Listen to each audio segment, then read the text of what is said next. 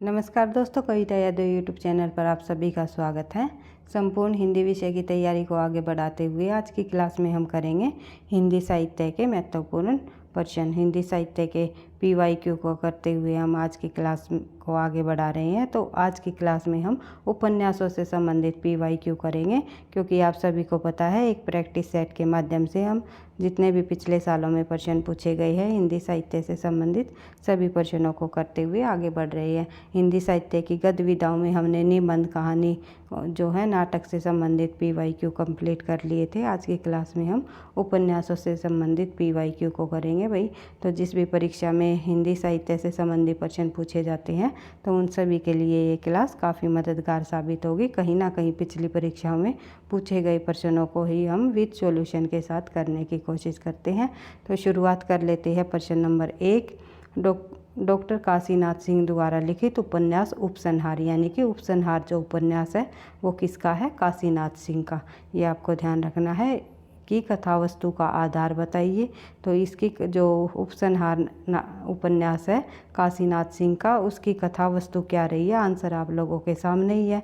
इसकी कथा उपसंहार उपन्यास की, जो कि काशीनाथ द्वारा रचित उपन्यास है, इसकी कथा वस्तु महाभारत युद्ध के बाद कृष्ण का जीवन चरित्र को इसमें दर्शाया है। तो देख लेते हैं इससे संबंधित और अन्य महत्वपूर्ण तथ्य देख लेते हैं। डॉक्टर काशीनाथ सिंह द्वारा लिखित उपन्यास उपसंहार महाभारत के बाद कृष्ण के जीवन पर आधारित कथा वस्तु है। इस उपन्यास के अंतर्गत जो है कृष्ण के सद्कर्मों का बखान नहीं, बल्कि द्वारिकाधीश कृष्ण के उत्तरार्ध है, यानी कि द्वारिकाधीश कृष्ण का इसमें वर्णन किया गया है। उसके बाद देख लेते हैं आगे, जिसे महाभारत युद्ध के पश्चात उस युद्ध की विभीषिका ने कहीं दूर नेपथ्य में धकेल दिया है, यानी कि पीछे धकेल दिया है। महाभारत के युद्ध के पश्चात युद्ध की विभीषिका ने कहीं दूर जो है नेपथ्य में धकेल दिया है। इस उपन्यास में जो है श्री कृष्ण के महाभारत युद्ध के बाद का जीवन, जो कि उन्होंने द्वारिकाधीश के रूप में व्यतीत किया, उसको दर्शाया है उपसंहार उपन्यास में काशीनाथ जी द्वारा रचित जो है। बढ़ते हैं आगे, अगला प्रश्न हम देख लेते हैं। प्रश्न नंबर 2, अपने अपने अजनबी उपन्यास के लेखक कौन है?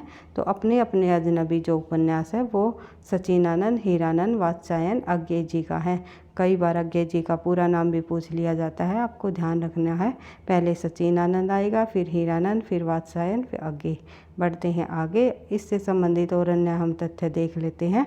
अपने अपने अजनबी उपन्यास के रचनाकार सचिनानंद हीरानंद वात्स्यायन अज्ञे है। यह उपन्यास अज्ञे के अन्य उपन्यासों से भिन्न प्रकृति की रचना है और इस उपन्यास में यथार्थबोध के वैयक्तिक पक्ष की प्रधानता है। तो कई बार पूछा जाता है कि निम्नलिखित में से कौन से उपन्यास में जो है यथार्थबोध के वैयक्तिक पक्ष की प्रधानता हमें देखने को मिलती है आगे के उपन्यासों में।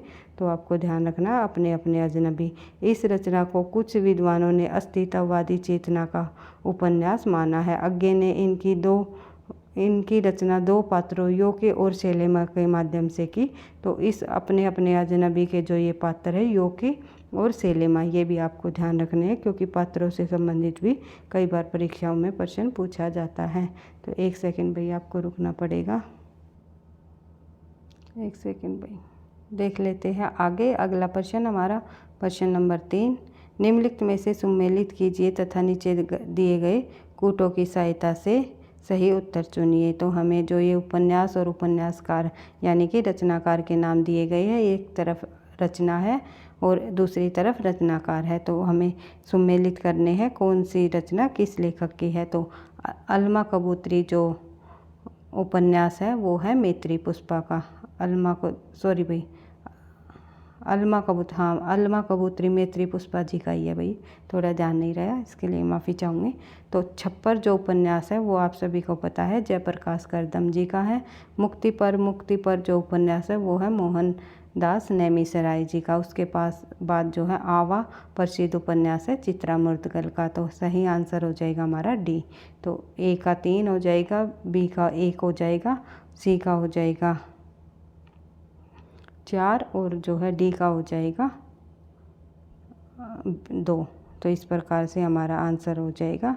तो देख लेते हैं हम अगले प्रश्न पर बढ़ते हैं। एक बार फिर आप रिवाइज करना चाहो तो, क्योंकि ये जो पिछली परीक्षाओं में पूछे गए प्रश्न हैं कहीं ना कहीं ये रिपीट होते रहते हैं, यही रचनाएं बार बार परीक्षाओं में पूछी जाती हैं।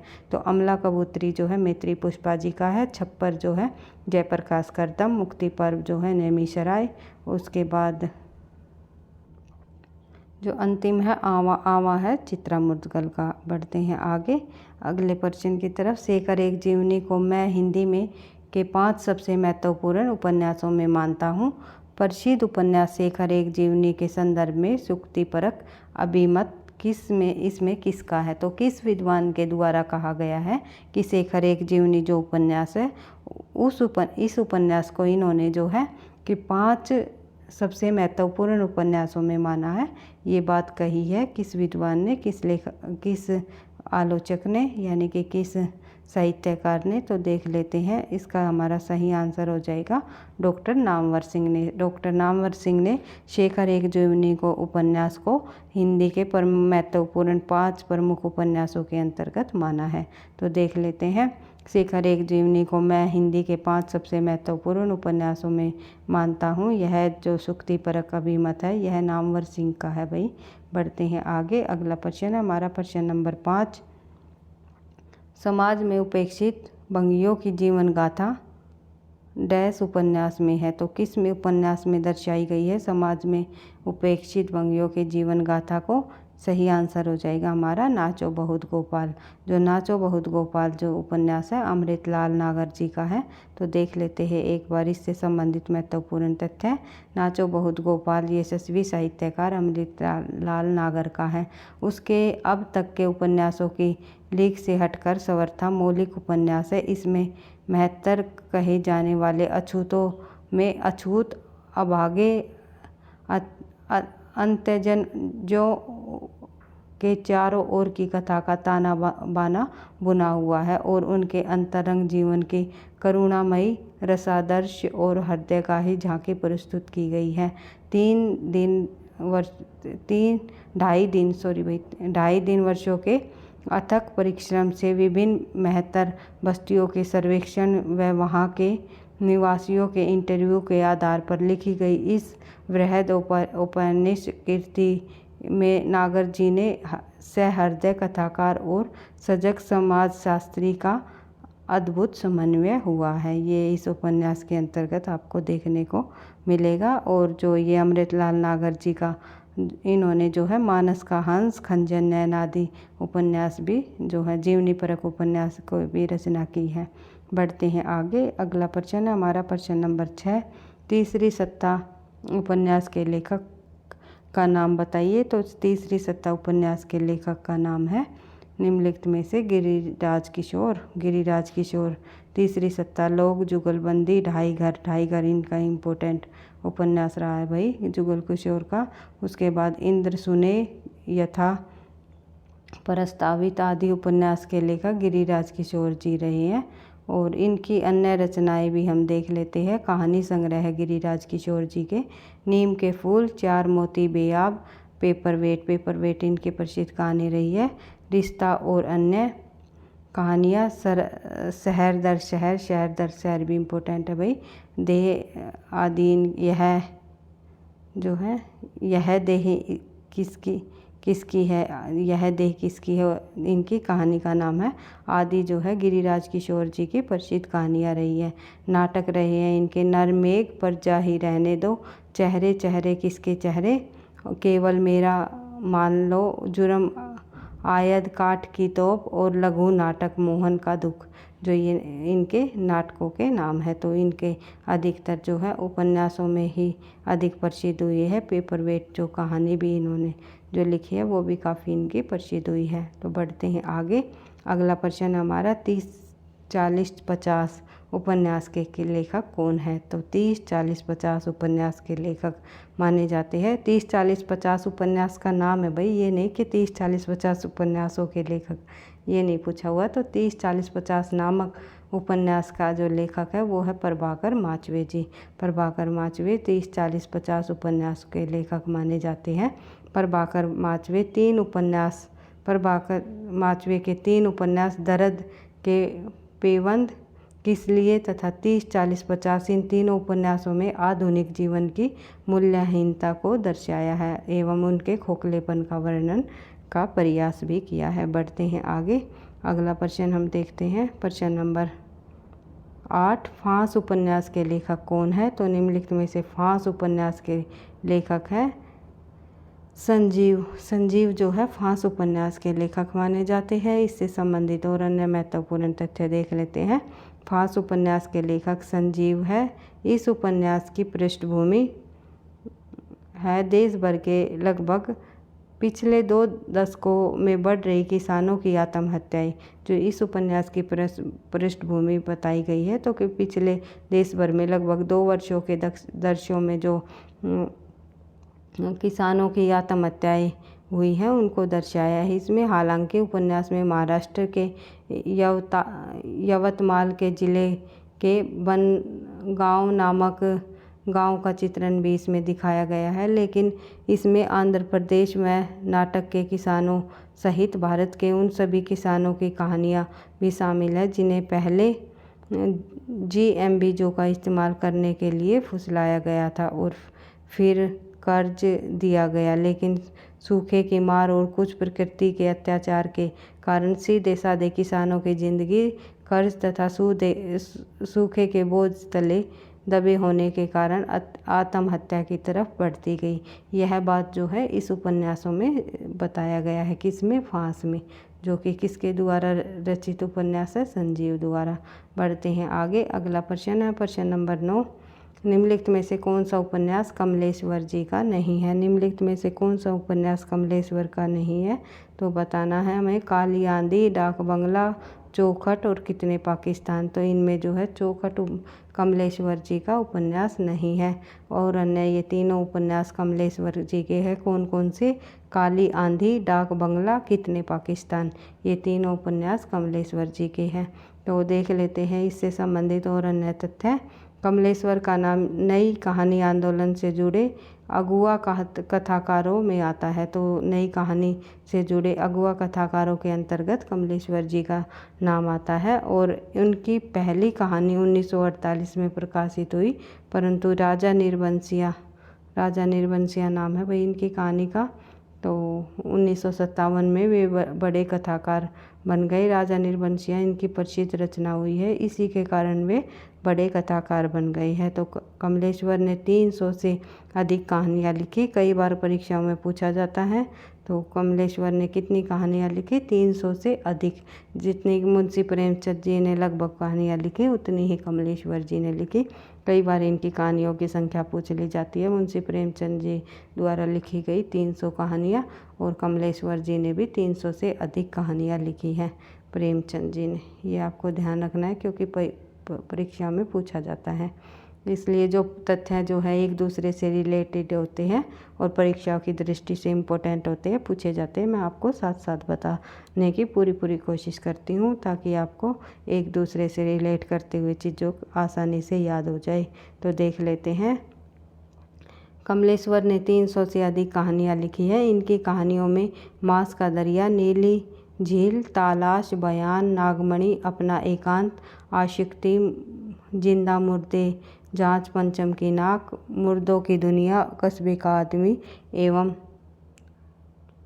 आदि उल्लेखनीय है। और चौखट उपन्यास के रचनाकार द्रोणवीर कोहली है। तो ये चौखट उपन्यास का जो यहाँ पर ऑप्शन में दिया हुआ था तो इस चौखट है भाई, चौखट नहीं, ये टाइपिंग मिस्टेक है। तो चौखट उपन्यास के जो रचनाकार है वो द्रोणवीर कोहली माने जाते हैं।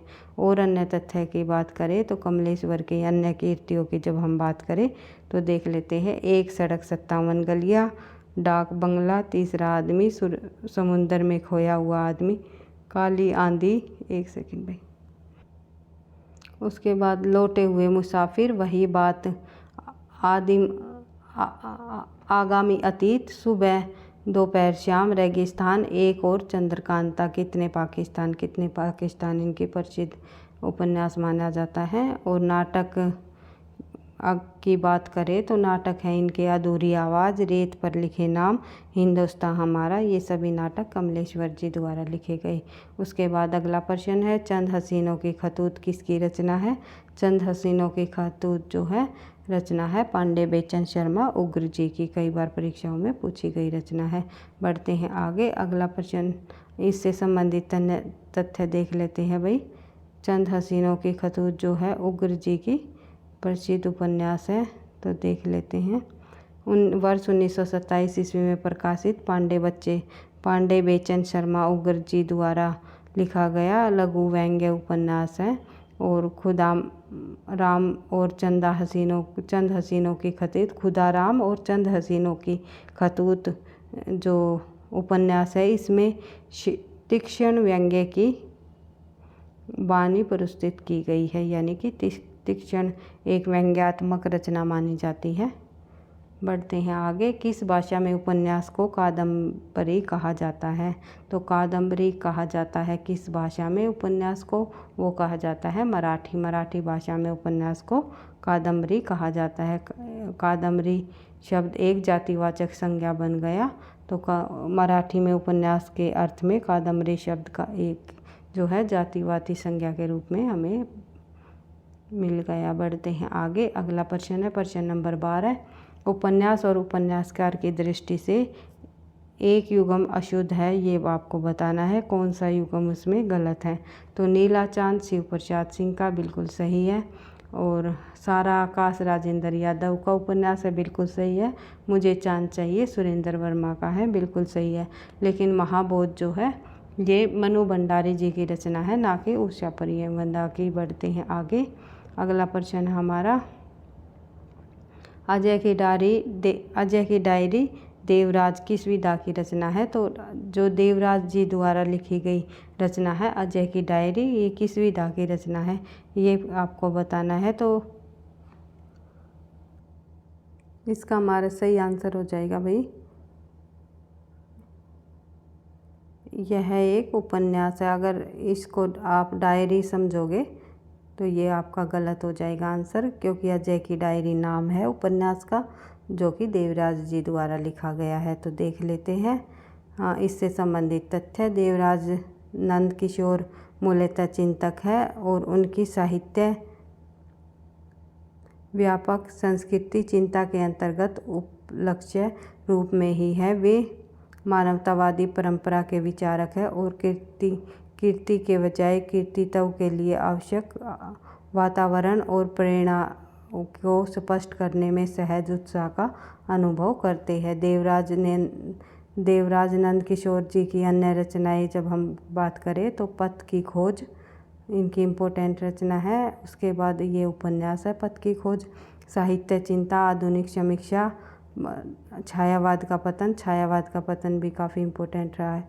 बढ़ते हैं आगे। साहित्य और संस्कृति, अजय की डायरी संस्कृति का दार्शनिक विवेचन, इतिहास पुरुष कविता संग्रह है इसका, इतिहास पुरुष की प्रतिक्रियाएं, मैं, वे और आप उपन्यास इनकी सबसे महत्वपूर्ण पुस्तक संस्कृति का दार्शनिक विवेचन माना जाता है। सबसे महत्वपूर्ण पुस्तक की बात करें तो संस्कृति का दार्शनिक विवेचन है। उसके बाद बात करें आगे प्रश्न संख्या 14, निम्नलिखित में से कौन सी औपन्यासिक कीर्ति घनीभूत वेदना केवल एक रात में देखे हुए विजन को शब्दबद्ध करने का प्रयत्न है? तो ये पंक्ति जो है किस में कही गई है, किस उपन्यास के अंतर्गत है? तो सही आंसर हो जाएगा हमारा शेखर एक जीवनी, जो अज्ञे जी द्वारा लिखा गया उपन्यास है। उसके बाद देख लेते हैं अगला प्रश्न, यह पथबंधु था उपन्यास के लेखक कौन है? एक सेकंड भाई, यह पथबंधु था उपन्यास के लेखक कौन है? तो इस उपन्यास के लेखक है नरेश मेहता द्वारा लिखा गया यह पथबंधु था उपन्यास के लेखक माने जाते हैं। इनके अन्य उपन्यास है नरेश मेहता जी के डूबते मस्तूल, उसके बाद धूमकेतु, एक श्रुति, दो एकांत और नदी यशस्वी है, प्रथम फागुन, उत्तर कथा आदि जो उपन्यास है ये नरेश मेहता जी के हैं। ये सभी उपन्यास इनके प्रसिद्ध उपन्यास है, परीक्षाओं में पूछे जाते हैं। बढ़ते हैं आगे। प्रश्न नंबर 16, इनमें से कौन सा उपन्यास प्रेम विवाह और सेक्स से संबंधित माना जाता है? तो ये जो उपन्यास है वो है कंकाल। एक सेकंड। जयशंकर प्रसाद द्वारा रचित वही उपन्यास कंकाल जो है प्रेम विवाह और सेक्स से संबंधित है। इसमें सामाजिक की तज्ञान्य और अवैध और अज्ञात कुलशील संतानों की कथा इसमें कही गई है।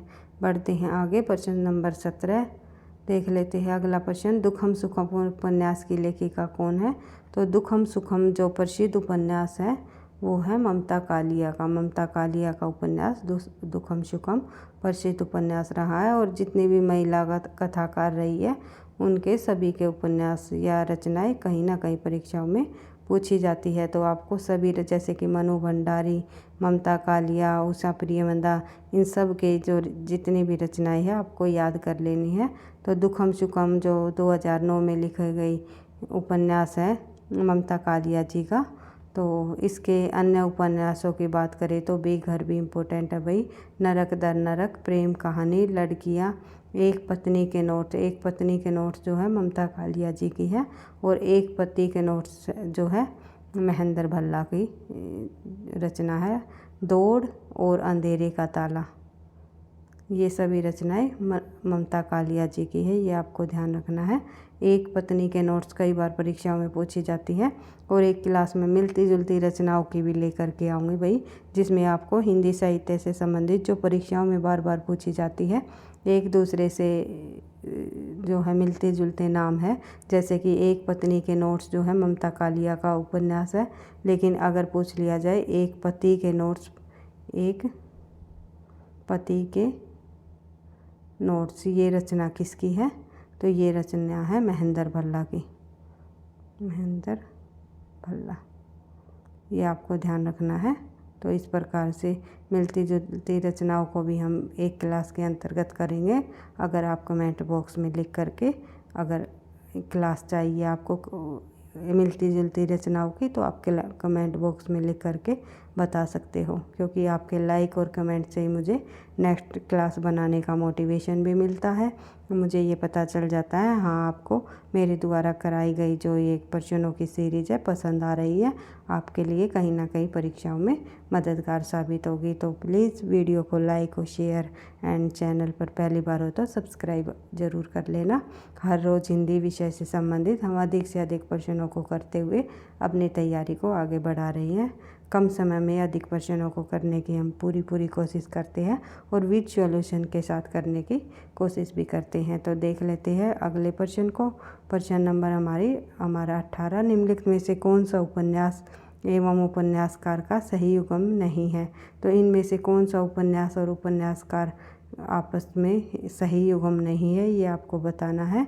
तो इसमें हम देख लेते हैं महाभोज जो है मनु भंडारी जी का उपन्यास है, अभी हमने पढ़ा था। उसके बाद आवा भी हम पढ़ चुके हैं, चित्रा मुर्दगल जी का है। और तमस जो है राजी सेठ जी का है, ये भी हम पहले देख चुके हैं। तो मुझे चांद चाहिए जो है सुरेंद्र वर्मा जी का उपन्यास है। तो इसका सही आंसर भाई, एक सेकंड, इसका आंसर हो जाएगा भाई हमारा डी। हमें जल्दी जल्दी प्रश्नों को नहीं पढ़ना है। यहाँ पे मुझसे बहुत बड़ी गलती हो गई, जल्दी में मैंने इस रचना को मुझे चांद चाहिए पढ़ लिया, मुझे चांद चाहिए। तो ये उपन्यास है सुरेंद्र वर्मा का है, लेकिन यहाँ पर लिखा हुआ है मुझे सूरज चाहिए। तो ये उपन्यास हमारा गलत हो जाएगा, आंसर हो जाएगा हमारा डी। तो मुझे चांद चाहिए, मुझे सूरज चाहिए उपन्यास नहीं है सुरेंद्र वर्मा जी का, मुझे चांद चाहिए उपन्यास है। तो ये आपको ध्यान रखना है। और उसके बाद अन्य जितने भी ऑप्शन हैं वे हमारे बिल्कुल सही है। महाभोज मनु भंडारी जी का, आवा चित्रा मुर्दगल का और तमस जो है राजी सेठ का। बढ़ते हैं आगे, अगले प्रश्न पर हम बढ़ते हैं। तो देख लेते हैं प्रश्न नंबर 19, सुबह के रंग उपन्यास के लेखक कौन है? इसलिए हमें एक एक प्रश्नों को बिल्कुल ध्यान से पढ़ना है, कहाँ पर नहीं लिखा हुआ है, कहाँ पर है लिखा हुआ है। इन छोटी छोटी गलतियों से जो है हमारे परीक्षा में नंबर कट जाते हैं। आप सभी को पता है नेगेटिव मार्किंग के साथ आपका एग्ज़ाम होता है। 0.5 जो है 1% आपके एक प्रश्न पर 0.5 नेगेटिव मार्किंग कट जाते हैं। सीधे सीधे 4 प्रश्नों पर आपके जो है 1 नंबर कट जाएगा। तो इसलिए हर एक प्रश्न को जो भी बच्चा DSSB की तैयारी कर रहा है, DSSB TGT BGT की परीक्षाएं देने जाएगा आगे, तो एक एक प्रश्नों को आपको बिल्कुल ध्यान से समझते हुए पढ़कर करना है, ताकि आपका एक भी प्रश्न गलत ना हो सके।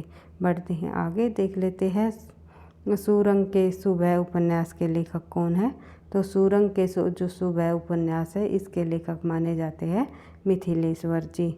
बढ़ते हैं आगे, देख लेते हैं सुरंग के सुबह उपन्यास के लेखक मिथिलेश्वर जी हैं। इनके उपन्यास इस प्रकार है कौन कौन से, जैसे कि झुनिया, मिथिलेश्वर जी की जो उपन्यास है झुनिया, युद्ध स्थल, प्रेम न बाड़ी उपजे, उसके बाद जो है यह अंत नहीं, एक एक की मुलीना, जो ये उपन्यास है ये सभी मिथिलेश्वर जी द्वारा रचित है। उसके बाद देख लेते हैं आगे, मिथिलेश्वर को बाबूजी कहानी संग्रह के लिए मध्य प्रदेश साहित्य परिषद द्वारा 1976 में अखिल भारतीय मुक्ति पुरस्कार या बंद रास्ते के बीच कहानी संग्रह के लिए इन्हें सोवियत रूस द्वारा 1989 में सोवियत लैंड पुरस्कार से नवाजित किया गया। और मेघना का निर्णय कहानी के लिए जो है उत्तर प्रदेश हिंदी संस्थान द्वारा 1982 में यशपाल पुरस्कार सम्मान दिया। और निखिल भारत बंग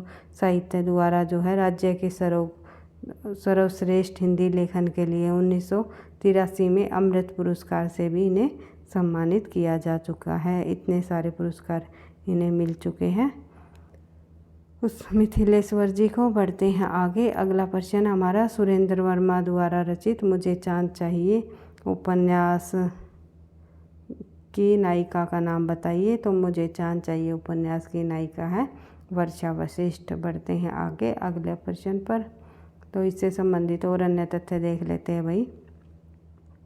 सुरेंद्र वर्मा जी द्वारा रचित मुझे चांद चाहिए उपन्यास की नायिका वर्षा वशिष्ठ है भाई, वर्षा वशिष्ठ है। इस उपन्यास में जो है सुरेंद्र वर्मा ने समाज, रंगमंच और सिने जगत से जुड़े विभिन्न पहलुओं को छूने की कोशिश की है। 1996 में इस रचना के लिए इन्हें साहित्य अकादमी पुरस्कार से नवाजित किया गया। मुझे चांद चाहिए उपन्यास पर जो है सुरेंद्र वर्मा को साहित्य अकादमी पुरस्कार भी मिला हुआ है। और सुरेंद्र वर्मा के अन्य जो रचनाएं हैं उनको हम देख लेते हैं। उपन्यास है इनका अंधेरे से परे, दो मुर्दों के गुलस्ता और काटना शमी का वृक्ष, पद पंखुड़ी की धार पे। और कहानियों की बात करें तो जहाँ बारिश नहीं, इनकी प्रसिद्ध कहानी है। उसके बाद नाटक है इनका सेतुबंध, इनका प्रसिद्ध नाटक रहा है सुरेंद्र वर्मा जी का।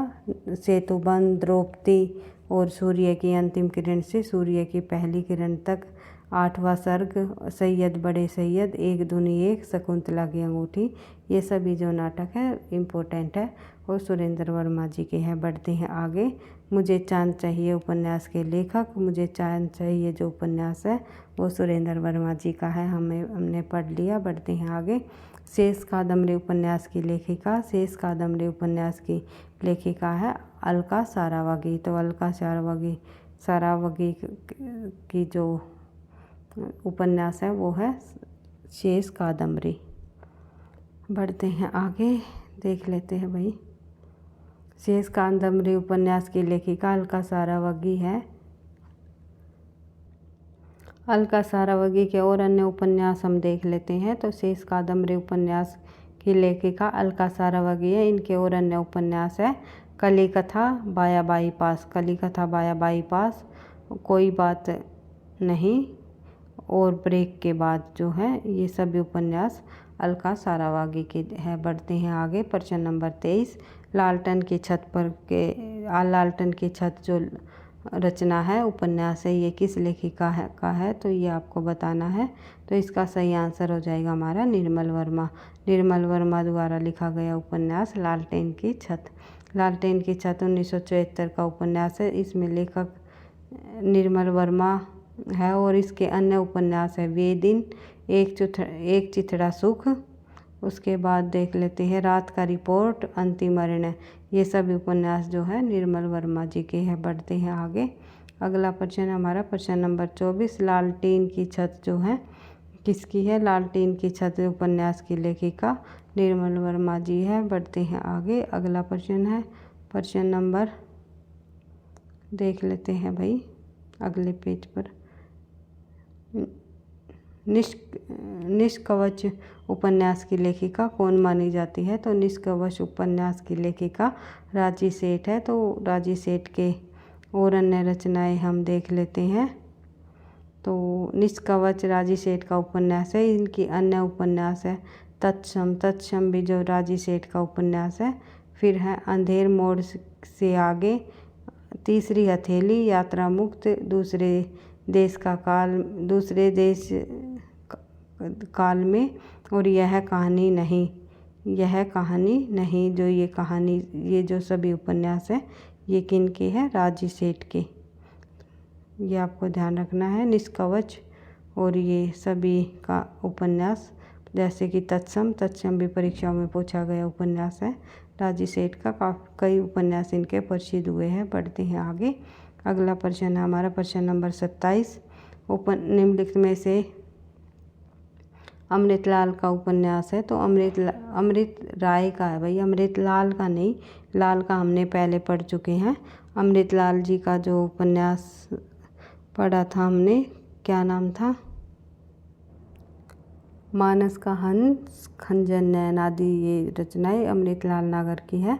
लेकिन अमृत राय की पूछी हुई है यहाँ पर, तो हमें देख लेना है। तो सही आंसर हो जाएगा हमारा बीज जो है उपन्यास अमृत राय जी का है। देख लेते हैं इससे संबंधित और अन्य तथ्य। तो अमृत राय पहले उपन्यास बीज है। अमृत राय जी का जो अगर पहला उपन्यास भी पूछ लिया जाए तो यह उपन्यास का नाम जो है बीज है। 1952 में लिखा गया। दूसरे महायुद्ध, सन 1942 की क्रांति, एक सेकंड भाई, और बंगाल का मुरभिक्ष, आज़ाद हिंद फौज, उसके बाद विद्यार्थियों का जुलूस और आंदोलन, स्वाधीन दिवस आदि घटनाओं के परिप्रेक्ष्य में वर्तमान जीवन की विषमताओं का चित्रण इन्होंने किया है। इस उपन्यास पर मार्क्सवादी का प्रभाव है। और उसके अन्य उपन्यास है नागफनी का देश 1953, उसके बाद हाथी के दांत 1956, सुख दुख 1969 और बटियाली 1969 और आदि जो इनके उपन्यास माने जाते हैं अमृत राय जी के। ये आपको ध्यान रखना है। उसके बाद देख लेते हैं प्रश्न नंबर 28, जलूस उपन्यास के लेखक कौन है? तो जलूस उपन्यास के जो लेखक है वे है फणीश्वर नाथ रेणु जी। उसके बाद देख लेते हैं फणीश्वर नाथ रेणु से संबंधित और अन्य रचनाएं। जलूस उपन्यास 1965 में फणीश्वर नाथ रेणु का है। और जलूस उपन्यास में पूर्वी बंगाल से आए हुए शरणार्थियों की समस्याओं की ओर ध्यान आकृष्ट किया है। इस उपन्यास के अंतर्गत जो है इन्होंने जलूस में पूर्वी बंगाल से आए हुए शरणार्थियों की समस्याओं को दर्शाया है, उनकी ओर ध्यान आकर्षित किया है। तो देख लेते हैं आगे। इनके अन्य उपन्यास कौन कौन से हैं?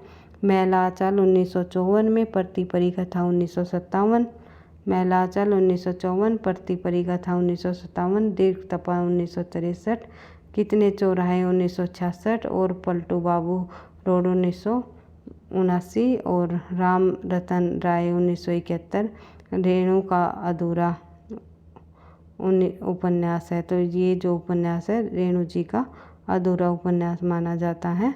फणीश्वर नाथ रेणु का राम रतन राय, ये उपन्यास अधूरा उपन्यास है। तो पूछा जा सकता है कि इनमें से कौन सा फणीश्वर नाथ रेणु द्वारा रचित अधूरा उपन्यास है। तो इस प्रकार एक एक तथ्यों को आपको ध्यान से समझते हुए चलना है। बढ़ते हैं आगे। अगला है प्रश्न है हमारा, आंचलिकता का वह रूप नहीं रहा जो मैला आंचल या प्रतिकथा में है। देख लेते हैं आगे। अगले प्रश्न हमारा कौन सा है? प्रश्न नंबर 29। तो आंचलिक उपन्यासों का प्रवर्तक किसे माना जाता है? निम्नलिखित में से आंचलिक उपन्यासों के प्रवर्तक जो है फणीश्वर नाथ रेणु को ही माना जाता है। फणीश्वर नाथ रेणु के उपन्यासों की सही अर्थों में आंचलिक उपन्यास माना जाता है और मैला आंचल, प्रतिपरी कथा, ग्रामांचलों के जितने विशद और सौवाक चित्र देखने को मिलते हैं उतने अन्य तथाकथित आंचलिक उपन्यासों में हमें नहीं मिलते। अतः फणीश्वर नाथ रेणु को आंचलिक उपन्यासों का प्रवर्तन माना जाता है। इन्होंने पहला मैला आंचल लिखकर इसके पश्चात प्रतिपरी कथा लिखा और रेणु ने मैला आंचल का प्रकाशन पूर्व नागार्जुन का बलचनामा 1952 में प्रकाशित हो चुका था और इसे आंचलिक नहीं कहा जा सकता, यद्यपि इसमें आंचलिकता का कम रंग नहीं है। यानी कहने का मतलब है, जब नागार्जुन जी द्वारा एक आंचलिक उपन्यास लिखा गया जिसका नाम था बलचनामा, तो बलचनामा जो उपन्यास है 1952 में आ चुका था, लेकिन उसमें कुछ आंचलिकता के अभाव होने का कारण 1954 में लिखा गया फणीश्वर नाथ रेणु जी द्वारा उपन्यास को प्रथम आंचलिक उपन्यास माना गया। प्रथम आंचलिक उपन्यास इसे माना गया रेणु के मैला आंचल को, ये आपको ध्यान रखना है। और ये पूछ लिया जाए निम्नलिखित में से कौन सा आंचलिक उपन्यास नहीं है, तो बलचनामा भी जो आंचलिक उपन्यासों की श्रेणी में ही आता है, तो ये आपको ध्यान रखना है। बढ़ते हैं आगे। अगला प्रश्न हमारा प्रश्न नंबर 30, हिंदी का पहला आंचलिक उपन्यास कौन सा माना जाता है। अभी हमने पढ़ा था मैला आंचल, जो कि फणीश्वर नाथ जी द्वारा रचित है। मैला आंचल किस उपन्यास का किस प्रकार का उपन्यास है, ये आपको बताना है। तो ये एक प्रकार का आंचलिक उपन्यास है। बढ़ते हैं आगे। प्रश्न नंबर 32, आवारा मसीहा किस उपन्यास की जीवनी से संबंधित है। तो किस उपन्यासकार की जीवनी से संबंधित है आवारा मसीहा। जो रचना है वो है शरत चंद्र की जीवनी से संबंधित आवारा मसीहा विष्णु प्रभाकर जी द्वारा रचित उपन्यास है। ये देख लेते हैं। आवारा मसीहा उपन्यासकार शरत जी की जीवनी से संबंधित है और इसके लेखक विष्णु प्रभाकर जी हैं। ये आपको ध्यान रखना है। विष्णु प्रभाकर द्वारा लिखी गई शरत चंद्र जी की जीवनी पर आधारित उपन्यास है ये। और ज्ञान चंद्र जैन ने कथा शेष में अमृतलाल नागर की जीवनी भी लिखी है। उसके बाद देख लेते हैं आगे। प्रश्न नंबर 33, आवारा मसीहा किसकी जीवनी पर आधारित रचना है। तो ये जो है रचना शरत चंद्र जी की जीवनी पर आधारित विष्णु प्रभाकर जी द्वारा लिखी गई रचना है। पढ़ते हैं आगे। अगला प्रश्न हम देख लेते हैं। प्रश्न नंबर 35, श्री लाल शुक्ल जी द्वारा जो उपन्यास है राग दरबारी का रंगनाथ की वापसी शीर्षक से नाटककार किसने किया है। तो श्री लाल शुक्ल जी द्वारा रचित जो उपन्यास है राग दरबारी का जो रंगनाथ की वापसी शीर्षक से नाट्य रूपांतरण करने वाले विद्वान इनमें जो है गिरीश रस्तोगी जी रहे हैं। उसके बाद बढ़ते हैं भैया अगले प्रश्न पर। देख लेते हैं राग दरबारी के रचनाकार का नाम बताइए। हमने पढ़ ही लिया था। श्री लाल शुक्ल जी जो है राग दरबारी उपन्यास के लेखक माने जाते हैं। उसके बाद प्रश्न नंबर 37 में हम श्री लाल शुक्ल जी की रचना का नाम बताइए। तो अभी हमने पढ़ा है राग दरबारी उपन्यास श्री लाल शुक्ल जी का। उसके बाद निम्नलिखित उपन्यासों में श्री लाल शुक्ल का कौन सा उपन्यास है। तो इनमें से जो है श्री लाल शुक्ल जी का उपन्यास है वो है उखड़े हुए लोग। इसके संबंध में और अन्य तथ्य देख लेते हैं। लाल शुक्ल जी के और अन्य उपन्यास हम देख लेते हैं। तो सूनी घाटी का सूरज, अज्ञातवास, राग दरबारी, आदमी का जहर, सीमाएं टूटती हैं, मकान, पहला पड़ाव, विश्रामपुर का संत और बब्बर सिंह उसके साथी, राग विराग, चिथड़ा सुख, निर्मल वर्मा, तीसरा आदमी कमलेश्वर। जो एक चिथड़ा सुख जो है वो निर्मल वर्मा जी का उपन्यास है। तीसरा आदमी जो है कमलेश्वर जी का उपन्यास है तथा उखड़े हुए लोग जो है राजेंद्र यादव का उपन्यास है। तो इसमें पूछा हुआ है, एक सेकंड भाई, सही आंसर हो जाएगा हमारा भाई सीमाएं टूटती है। थोड़ा सा यहाँ पर हमारी मिस्टेक हो गई, उखड़े हुए लोग राजेंद्र यादव जी की है। मैंने ऑप्शन आंसर नहीं देखा भाई, इसके लिए मैं माफ़ी चाहूँगी। तो एक चित्राशुक हमने देख लिया, निर्मल वर्मा जी का उपन्यास है। और तीसरा आदमी जो है कमलेश्वर जी का है, उखड़े हुए लोग राजेंद्र यादव का है। उसके बाद उखड़े हुए लोग राजेंद्र यादव का है। सीमाएं टूटती है, ये जो है श्री लाल शुक्ल जी का उपन्यास है। थोड़ी वही अधिक लंबी हो गई क्लास, तो देख लेते हैं, 1-2 प्रश्न और देख लेते हैं। सरकटीलास उपन्यास के लेखक कौन है? तो सरकटीलास उपन्यास के लेखक माने जाते हैं गोपाल राम गहमरी जी। जासूसी उपन्यासों का प्रवर्तन गोपाल राम गहमरी ने किया। गोपाल राम गहमरी अंग्रेजी उपन्यासकार सर आर्थर कॉनन डॉयल से प्रभावित माने जाते हैं। कई बार पूछा जाता है सर आर्थर कॉनन डॉयल से प्रभावित उपन्यास इनमें से कौन है? तो अंग्रेजी उपन्यासकार जो सर आर्थर कॉनन डॉयल से प्रभावित उपन्यासकार माने जाते हैं हिंदी के गोपाल राम गहमरी जी। और इनके प्रसिद्ध उपन्यास हम देख लेते हैं। गहमरी जी के प्रसिद्ध उपन्यासों में शामिल है एक ट्रेजेडी इन स्कॉटलैंड। उसके बाद गोपाल राम गहमरी ने गोविंद राम शीर्षक से हिंदी में रूपांतरण किया है। एक स्ट्रेटेजी इन स्कॉटलैंड को किस नाम से? गोविंद राम नाम से हिंदी में रूपांतरण किया है। उसके बाद सरकटीलास, खूनी खून, बेकसूर की फांसी, बेगुनाह का खून, जमुना का खून, डबल जासूस, मायाविनी और चक्करदार चोरी, जलूस की भूल, अद्भुत खून, जासूस पर जासूसी, जासूस चक्कर में और इंद्रजालिक जासूस और लाइन का लाश, खूनी का भेद, गुप्त भेद, जासूस की अय्यारी आदि इनके उपन्यास है। ये जो है गोपाल राम गहमरी जो है प्रथम जासूसी उपन्यासकारों में शामिल है, प्रसिद्ध माने जाते हैं। हिंदी में प्रथम जासूसी उपन्यास के प्रवर्तक कौन माने जाते हैं? तो गोपाल राम गहमरी जी का ही नाम आता है। बढ़ते हैं आगे, प्रश्न नंबर 40। झूला नट, एक सेकंड भाई। झूला नट उपन्यास के रचनाकार कौन है? तो झूला नट उपन्यास के रचनाकार मानी जाती है मैत्री पुष्पा जी। मैत्री पुष्पा इस उपन्यास की जो है लेखिका रही है। उसके बाद झूला नट उपन्यास की रचनाएं मैत्री पुष्पा है। इसके अन्य उपन्यासों में शामिल है स्मृति दंश, स्मृति दंश, भाई स्मृति नहीं, स्मृति दंश, बेतवा बहती रही, ईदन नमम और चाक, अलमा कबूतरी, अगन पाखी, विजन, काहे ईसूरी फाग और त्रिया हट तथा गुनाह बेगुनाह आदि जो उपन्यास है ये मैत्री पुष्पा जी के हैं। तो आज की क्लास में हम केवल 40 प्रश्नों को ही कम करेंगे और जो है 50-50 प्रश्नों को या 40+ प्रश्नों को करते हुए उपन्यासों से संबंधित लगभग हम 200 प्रश्नों को करने वाले हैं। तो सभी प्रश्नों को आपको ध्यान से समझते हुए एक प्रश्नों को देखते हुए बार बार रिवीजन करते हुए अपनी तैयारी को आगे बढ़ाना है, क्योंकि आपको पता है जितने भी पिछले सालों में पूछी गई रचनाएं हैं वे अपने आप में इम्पोर्टेंट हो जाती है और पिछले सालों में पूछी गई रचनाएं ही बार बार जो है परीक्षाओं में रिपीट होती है और पूछी जाती हैं।